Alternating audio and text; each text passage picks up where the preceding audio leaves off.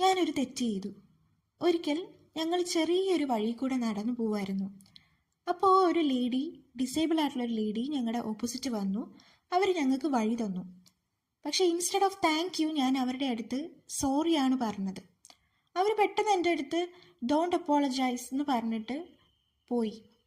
ഞാൻ ഭയങ്കര കൺഫ്യൂസ്ഡ് ആയിപ്പോയി. ആക്ച്വലി ഞാൻ അവരുടെ അടുത്ത് സോറി പറഞ്ഞത് ആ വഴി ചെറുതാണല്ലോ, അതാണല്ലോ അവർക്ക് ഇൻകൺവീനിയൻസ് ഉണ്ടാക്കിയത് എന്നോർത്താണ് സോറി പറഞ്ഞത്.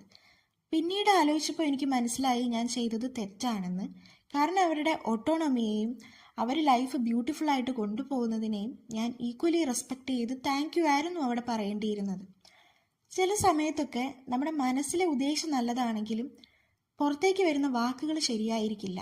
ശരിക്കും വേർഡ്സ് മാറ്റർ എന്ന് ഞാൻ പഠിച്ചു.